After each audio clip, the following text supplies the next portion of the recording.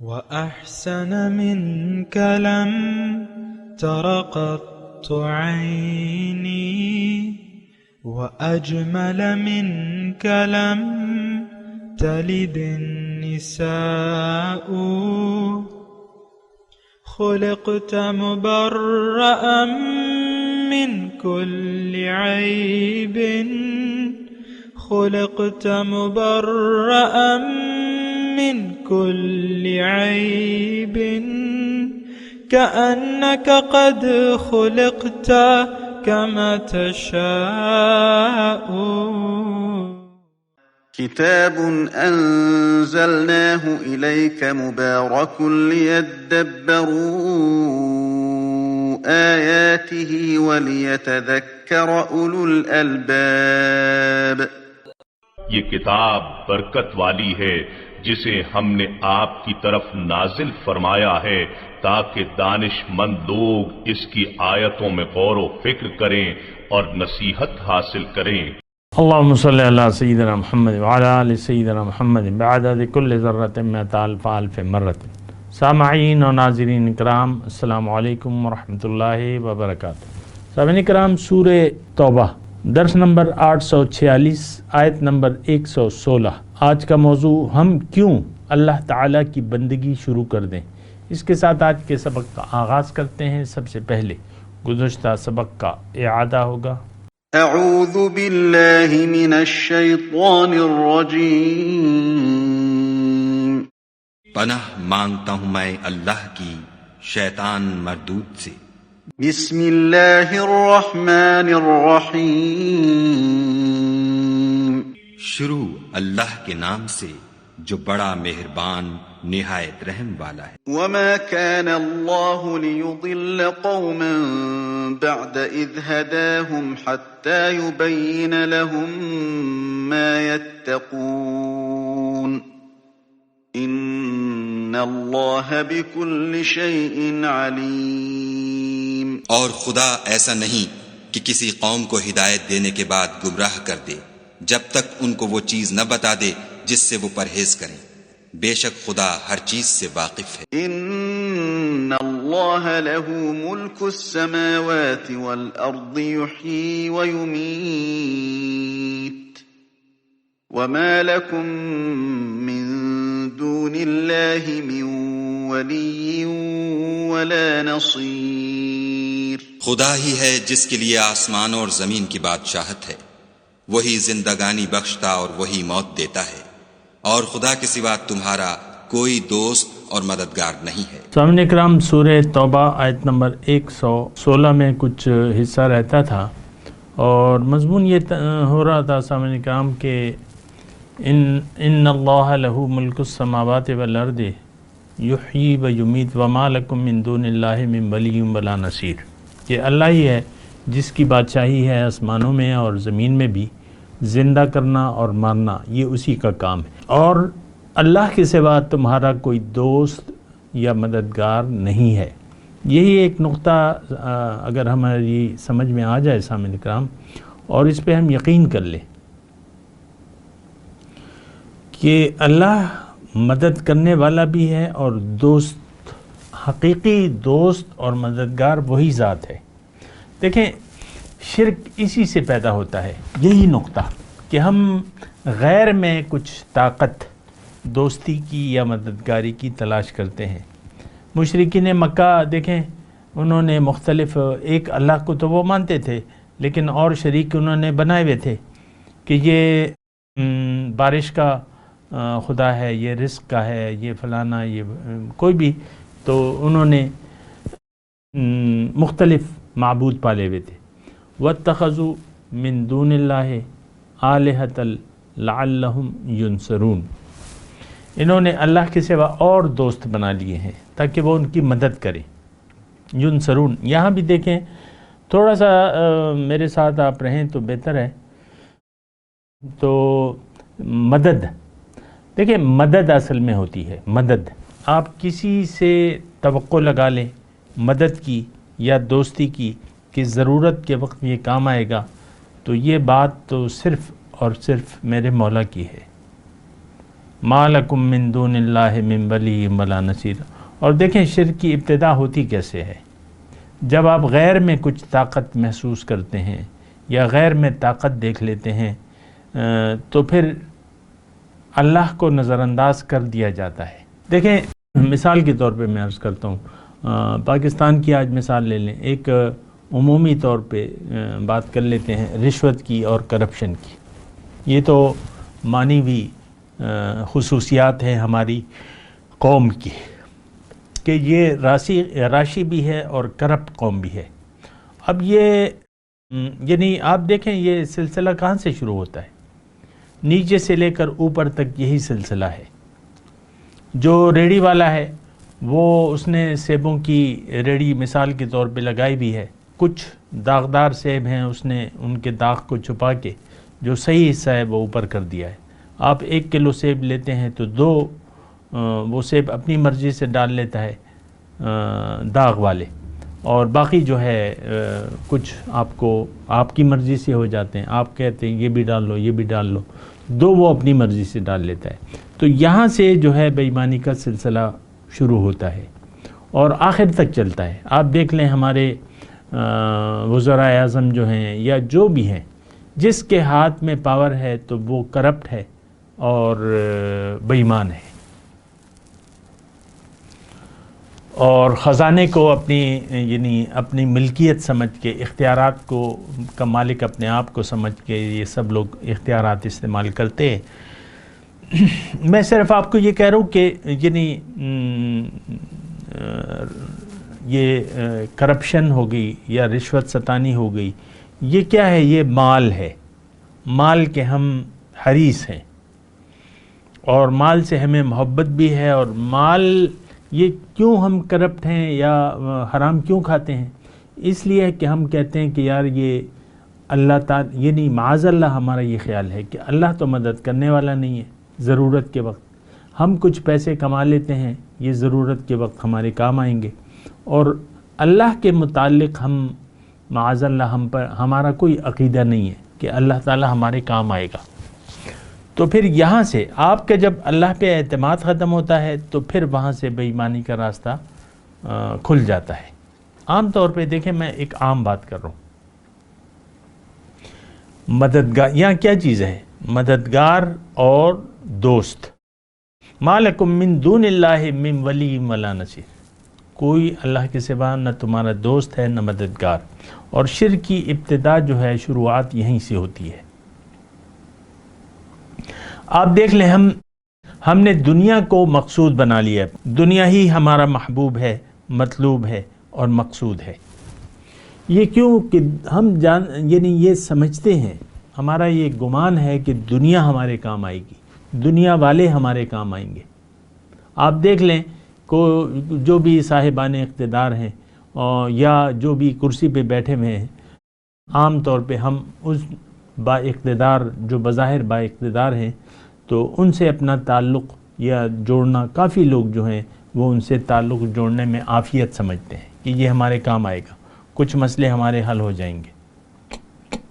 اسی طرح مال پہ ہم نے بھروسہ کیا ہوا ہے، ہر شخص جہاں بھی جس کو بھی موقع ملتا ہے وہ مال سمیٹنے پہ جائز ہو یا ناجائز وہ اس کو اپنے لیے سمیٹتا ہے۔ حرام حلال کی تمیز نہیں ہے، کیونکہ اللہ پہ اعتماد نہیں ہے، اللہ پہ بھروسہ نہیں ہے، اور ہمارا یہ خیال باطل ہے کہ اللہ تعالیٰ نہ ہمارا دوست ہے نہ ہمارا مددگار ہے۔ حالانکہ بات یہ ہے کہ اللہ تعالیٰ رب العالمین ہے، الحمد للہ رب العالمین۔ وہ صرف مسلمانوں کا رب نہیں ہے، یہ بات بھی نوٹ کر لیں، وہ تمام انسانوں کا بلکہ رب العالمین ہے۔ وہ سمندر میں جو بھی مخلوقات ہیں ان کو روزی کون دے رہا ہے مجھے آپ بتائیں؟ یہ جو بھی مخلوقات ہیں تو ان کو روزی کون دے رہا ہے؟ اللہ تعالیٰ ہی دے رہے ہیں، اللہ نے اسباب بنائے ہوئے۔ جنگلوں میں جانور ہیں، جتنے بھی جانور ہیں تو وہ ان کو روزی کون مہیا کر رہا ہے؟ یہ تو ہم انسان ہیں کہ اپنی روزی کے لیے پریشان ہے اور اللہ پہ اعتماد نہیں ہے۔ حدیث کا ایک مفہوم ہے کہ اگر تم اللہ پہ اس طرح بھروسہ کرو یعنی بھروسہ کرو تو اللہ تعالیٰ تمہیں رزق دے گا، جیسے کہ چڑیاں صبح بھوکی نکلتی ہیں اپنے گھونسلوں سے اور رات کو واپس آتی ہیں تو ان کے پیٹ بھرے ہوتے ہیں. اپنے گھونسلے میں جب واپس آتی ہے نا چڑیا یا پرندے تو ان کے پیٹ بھرے ہوتے ہیں. اللہ تعالیٰ دے دیتا ہے انہیں. اسباب ہے نا. دیکھیں اسباب کو پیدا فرمانے والا، مسبب الاسباب، یہ تو ہم کہتے ہیں، جملہ بھی استعمال کرتے ہیں، لیکن ہمیں یقین حاصل نہیں ہے.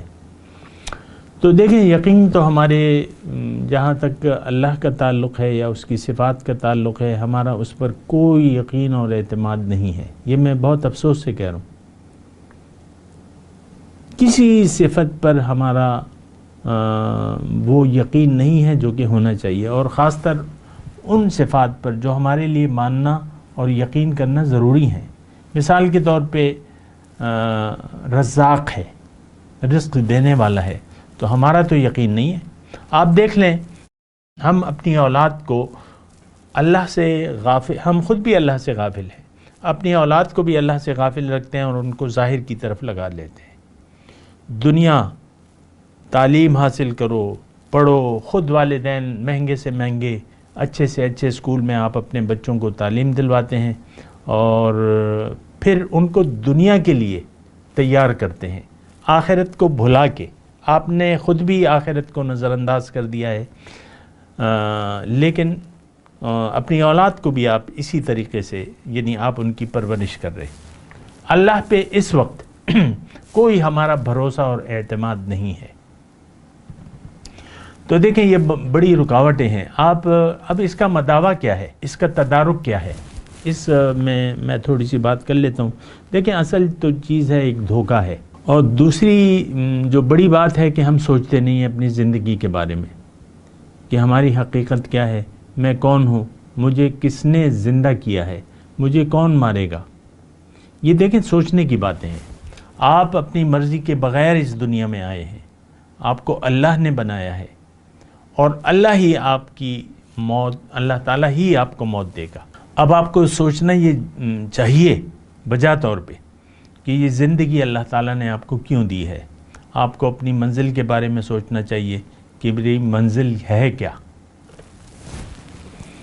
میری منزل کیا ہے. انسان کی منزل جہاں سے یہ آیا ہے وہی اس کی منزل ہے، اور جس کا ہے اور وہی اس کی طرف واپس لوٹے گا. انا للہ و انا الیہ راجعون. ہم اللہ کے ہیں، ہمارا مالک اللہ ہے، اور اسی کے پاس واپس لوٹ کر جائیں گے. دنیا میں اگر آپ دیکھیں نا تو دنیا میں ہم تھوڑے وقت کے لیے آئے ہیں. وَلَكُمْ فِي الْأَرْضِ مُسْتَقَرٌّ وَمَتَاعٌ إِلَىٰ حِينٍ، ایک محدود وقت تک کے لیے. اب اس میں کرنا کیا ہے یہ بھی آپ نے سوچنا ہے. آیا دنیا مقصود ہو سکتی ہے؟ تو عقل سے آپ کام لیں کہ جب قبر میں آپ کو لٹایا جائے گا یا آپ مردے کو لٹاتے ہیں تو دنیا میں جو کچھ اس کا کیا کرایا ہے، کیا کمایا ہے، تو وہ آپ اس کے ساتھ نہیں رکھتے، وہ اپنے ساتھ نہیں لے جا سکتا، نہ مال نہ اولاد، اور کچھ بھی نہیں لے جا سکتا. تو اس کا مطلب یہ ہے کہ جو جس کے لیے اس نے زندگی گزاری تو وہ تو کام تو رہ گیا اس سے. وہ بچے بھی رہ گئے، بس دیکھتے رہتے ہیں. وَأَنْتُمْ حِينَئِذٍ تَنْظُرُونَ، تم لوگ دیکھتے رہتے ہو، جب موت کا وقت آتا ہے دیکھتے رہتے ہو، بس دیکھتے رہ جاتے ہو. تو دنیا تو مقصود ہو نہیں سکتی. دیکھیں مقصود وہ ہوتا ہے جو آپ کو حاصل ہو جائے. جو آپ سے جانے والا ہے، جو آپ کو حاصل نہ ہو، جو مستقل نہ رہے، وہ تو کچھ بھی نہیں ہے، اس کی تو حیثیت کچھ بھی نہیں ہے. تو دنیا میں اگر آپ مقصود بنا لیں گے، ٹھیک ہے، آپ ساری دنیا کے آپ مالک بن جائیں، لیکن جب موت تو لازمی آئے گی، اس کو آپ مانیں یا نہ مانیں، آپ نے مرنا ہے. تو موت کے وقت آپ کو پتہ ہے کہ مردے کے پاس کچھ بھی نہیں چھوڑا جاتا. حتیٰ کہ ہندو لوگ تو اس کا بدن بھی جلا لیتے ہیں، ہم لوگ جو ہے مٹی میں دبا دیتے ہیں. تو دیکھیں حاصل، دنیا کا حاصل، اگر دنیا آپ کی منزل ہے تو دنیا آپ اپنے ساتھ نہیں لے جا سکتے. اس کا مطلب یہ ہے کہ یعنی مقصود دنیا نہیں ہو سکتی. انسان مرکز کائنات ہے، تمام دنیا اللہ تعالیٰ نے انسان کے لیے بنائی ہے، اور انسان کو دنیا کے لیے نہیں بنایا ہے. دنیا اللہ تعالیٰ نے ظاہر کے لیے بنائی ہے، ہمیں اللہ تعالیٰ نے ظاہر کے لیے نہیں بنایا، ہمیں اللہ تعالیٰ نے اپنے لیے بنایا ہے۔ مختصر میں آپ کو الفاظ کہہ رہا ہوں، منزل اللہ ہے۔ اب دنیا میں آئے کیوں ہیں، اس پہ بھی میں تو آپ سے بات کرتا رہتا ہوں، لیکن جو نئے سننے والے ہیں، دراصل اللہ تعالیٰ ہمیں، یعنی ہمارا مقام جو ہے وہ اللہ کا خلیفہ بننا ہے، اللہ کا نائب بننا ہے۔ اللہ تعالیٰ ہمیں اپنا تقرب، اپنی ملاقات اور اپنی دیدار کے شرف سے نوازنا چاہتا ہے۔ اللہ تعالیٰ نے ہمارے لیے ایک جگہ تیار کر رکھی ہے آخرت میں، اس کو جنت کہتے ہیں۔ جنت میں کیا ہے اور جنت ہے کیا، جنت کی حقیقت کیا ہے؟ جنت اللہ تعالیٰ کی، جن لوگوں سے اللہ تعالیٰ راضی ہوگا وہ جنت میں ہوں گے، اور جنت میں ان کو اللہ کا قرب، تقرب اور اللہ کی ملاقات اور اللہ کا دیدار میسر ہوگا۔ بس جنت اس کا نام ہے۔ باقی تو جو نعمتیں ہیں وہ تو ہیں، لیکن اس کے جو مین مرکزی نعمت ہے وہ یہی ہے، ملاقات، دیدار، تقرب۔ قرآن کا مطالعہ کریں، یہی اس کا حاصل ہے۔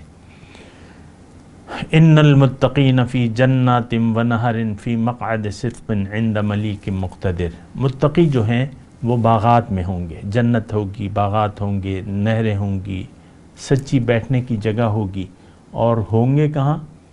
عند ملیک مقتدر، اس مقتدر بادشاہ کے دربار میں۔ تو مسئلہ یہ ہے کہ دنیا کی زندگی پہ ہمیں دھوکہ لگ گیا ہے، ہم سمجھ بیٹھے ہیں کہ دنیا کی زندگی اصل ہے، حالانکہ یہ ایک امتحان ہے، قرآن کی زبان میں ایک ابتلا ہے، آزمائش ہے، اور ایک محنت کی جگہ ہے۔ اللہ تعالیٰ نے فرمایا کہ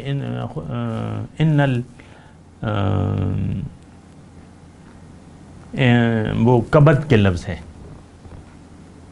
لقد خلقنا الانسان فی کبد۔ اللہ تعالیٰ فرما رہا ہے کہ میں نے انسان کو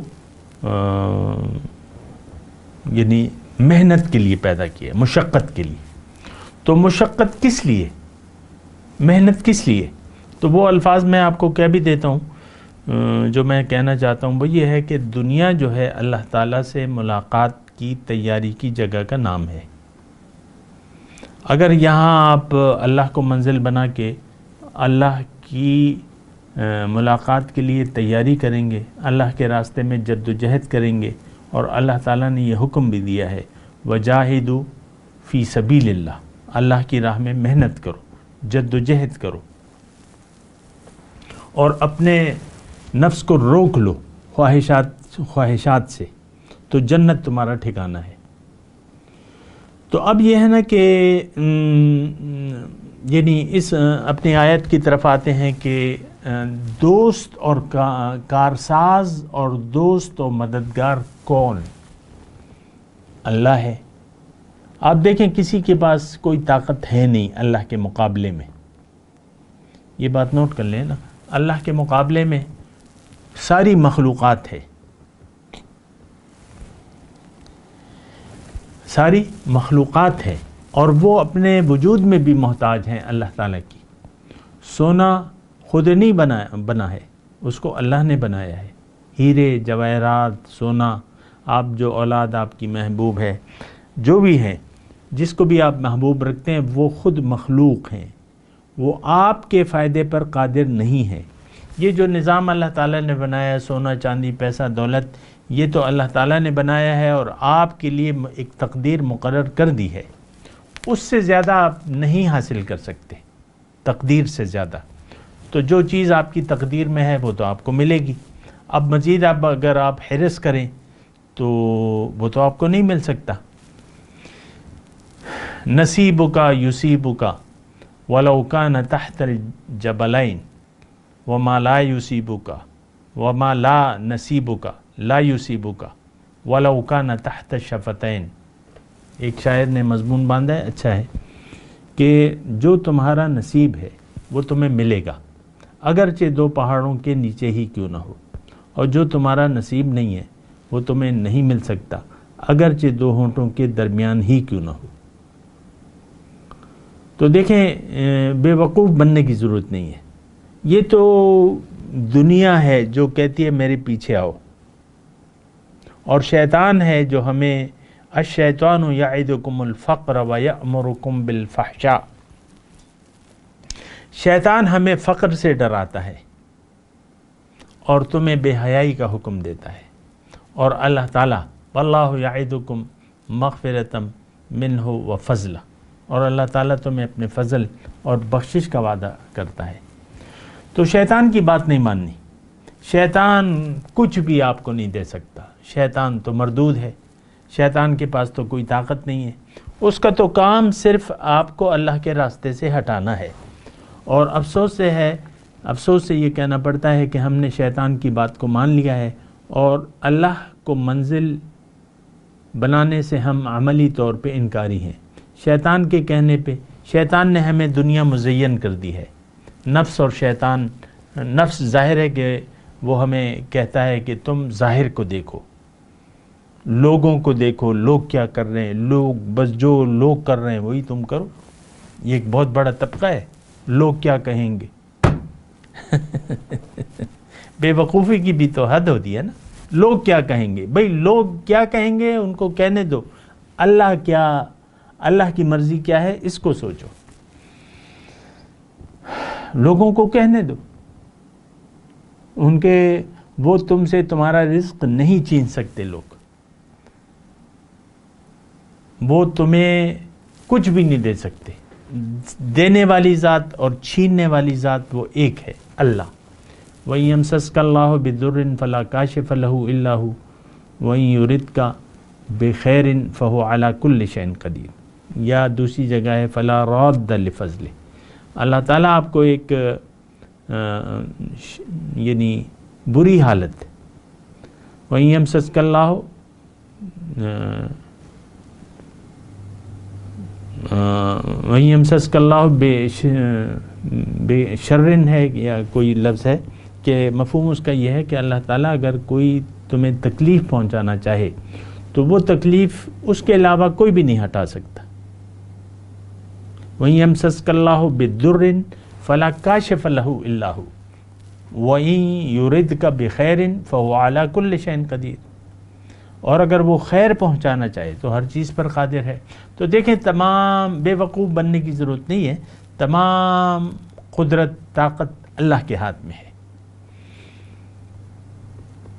یہ روز قیامت تو ہمیں پتہ چل جائے گا، یعنی ہمارے سامنے ہوگا۔ وَلَوْ يَرَى الَّذِينَ ظَلَمُوا إِذْ يَرَوْنَ الْعَذَابَ أَنَّ الْقُوَّةَ لِلَّهِ جَمِيعًا، کاش کہ وہ ظالم دیکھ لیتے جب عذاب دیا جائے گا قیامت کے دن، لوگوں کو جہنم میں ڈالا جائے گا، ان کو یقین آ جائے گا کہ ساری قوت اللہ کے پاس ہے، اور اللہ تعالیٰ شدید عذاب دینے والا ہے۔ لیکن بات یہ ہے کہ اس روز کا انتظار نہ کریں، جس وقت اپنے سامنے آپ دوزخ کو دیکھ لیں تو اس وقت آپ ابھی قائل ہو جائیں، اب بھی ساری قوت اللہ کے ہاتھ میں ہے۔ آپ کب پیدا ہوئے، آپ کو کس نے بنایا، کیا آپ کی کوئی مرضی تھی؟ پھر آج تک جو بھی آپ نے زندگی گزاری ہے، اللہ یہ کس نے آپ کو پالا ہے؟ کون ہر دم آپ کا خیال رکھ رہا ہے؟ آپ جب بیمار ہوتے ہیں تو آپ کو صحت کون دیتا ہے؟ هو الشافی، وہ شفا دینے والا ہے۔ یہ بعض ڈاکٹر اپنے مونوگرام یا حکیم عام طور پہ جو نسخہ لکھتے تھے نا، ابھی تو مجھے معلوم نہیں ہے، لکھتے ہوں گے، هو الشافی پہلے لکھتے تھے، دوائیں لکھنے سے پہلے وہ لکھتے تھے هو الشافی۔ تو یہ نہیں، دیکھیں میں آپ کو دوبارہ بار بار کہہ رہا ہوں کہ بے وقوف بننے کی ضرورت نہیں ہے۔ دنیا میں کوئی طاقت نہیں ہے، دنیا میں اور مخلوق میں کوئی طاقت نہیں ہے اللہ کے مقابلے میں۔ ہاں اگر اللہ کی مرضی ہو تو اسباب سے آپ کو وہ فائدہ ملے گا جو اللہ دینا چاہتا ہے آپ کو، لیکن اللہ کی اب اگر مرضی نہ ہو تو دنیا، تمام دنیا اگر جمع بھی ہو جائے تو آپ کو کچھ فائدہ نہیں دے سکتی۔ یہ حدیث کا مفہوم ہے۔ خیر دینا چاہے تمام دنیا اکٹھی ہو جائے کہ آپ کو وہ خیر سے روک لے، وہ نہیں روک سکتی۔ تمام دنیا اکٹھی ہو جائے کہ آپ کو نقصان سے روک لے، نہیں روک سکتی۔ اللہ ایک حدیث قدسی، اللہ تعالیٰ کہتا ہے مجھے ہنسی آتی ہے کہ میں نے ایک فیصلہ کر لیا ہے بندے کے مطابق اور دنیا کچھ اور چاہتی ہے، تو ایسا تو نہیں ہو سکتا۔ تو بہرحال دیکھیں، ما لکم من دون اللہ من ولی ولا نصیر، یہ یعنی رجوع الی اللہ کے لیے اور یقین کرنے کے لیے، اگر آپ یقین کریں تو اس آیت پر کر لیں کہ میرا دوست، میرا کارساز اور میرا مددگار صرف اللہ ہو سکتا ہے۔ میں اللہ سے دوستی کروں گا یا کروں گی تو ٹھیک ہے، اللہ سے میں بگاڑ لوں گی یا بگاڑ لوں گا تو وہ غلط ہے۔ اس وقت صورتحال یہ ہے کہ ہم نے اللہ کو ناراض کیا ہوا ہے۔ آج مسلمان قوم کے فرد نے بھی اور تمام امت نے اللہ کی رضا کو نظر انداز کر کے ہم زندگی گزار رہے ہیں۔ آپ دیکھ لیں، وہ گھر میں جو دو بیٹھے ہوئے ہیں نا، میاں بیوی، تو اکثر میں آپ کو کہتا رہتا ہوں، یعنی ان کو معلوم ہے کہ اللہ کی رضا کس میں ہے، لیکن مجال ہے جو یہ دونوں اللہ کی رضا پر راضی ہو جائیں اور ایک دوسرے سے اللہ کی رضا کے مطابق سلوک کریں اور دوسرے کو اس کا حق دیں جو دینا چاہیے۔ یہ نہیں کرتے ہم لوگ، کیونکہ یہ میں آپ کو مثال دیتا ہوں، یہ یعنی تمام زندگی پر ہمارا یہ معاملہ محیط ہے، صرف گھر تک نہیں ہے، تمام زندگی اللہ کو ناراض کرتے ہوئے ہم گزار رہے ہیں اور گزارتے رہنا چاہتے ہیں۔ افسوس سے میں یہ دوسرا بھی جملہ کہہ رہا ہوں نا، یہ نہیں ہے کہ میں نے آپ کو کہہ دیا کہ بھئی اللہ کو راضی کرو تو بس آپ نے ارادہ کر لیا، ایسا نہیں ہے۔ ہم تو ڈٹے ہوئے ہیں اللہ کی ناراضگی کے کاموں پر اور ایک باغیانہ زندگی گزارنے پر، ایک نافرمانی کی زندگی گزارنے پر ہم نے ایک فیصلہ کر لیا ہے کہ بھئی نہیں ہوتا، ہم سے نیکی کا کام نہیں ہوتا، بہت مشکل ہے، ہم نہیں کر سکتے۔ ہم نے ہتھیار ڈال دیے ہیں شیطان کے سامنے اور شیطان کے لشکر کے ساتھی بن گئے۔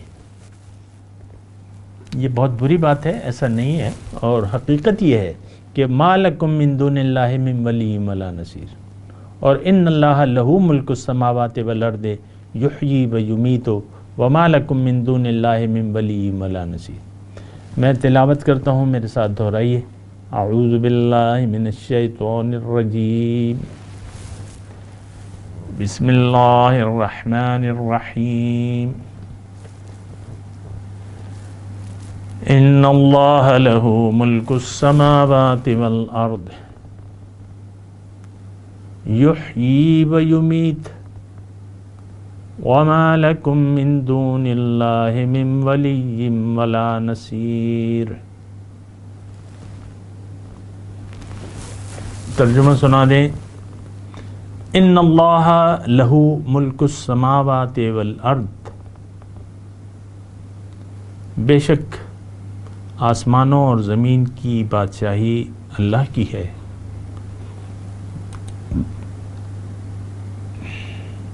یحیی و یمیت، زندہ کرنا اور مارنا اسی کا کام ہے۔ وما لکم من دون اللہ من ولی ولا نصیر، اور اللہ کے سوا تمہارا کوئی دوست اور مددگار نہیں ہے۔ اب ان آیت کی تلاوت اور ترجمہ۔ اعوذ باللہ من الشیطان الرجیم، پناہ مانگتا ہوں میں اللہ کی شیطان مردود سے۔ بسم اللہ الرحمن الرحیم،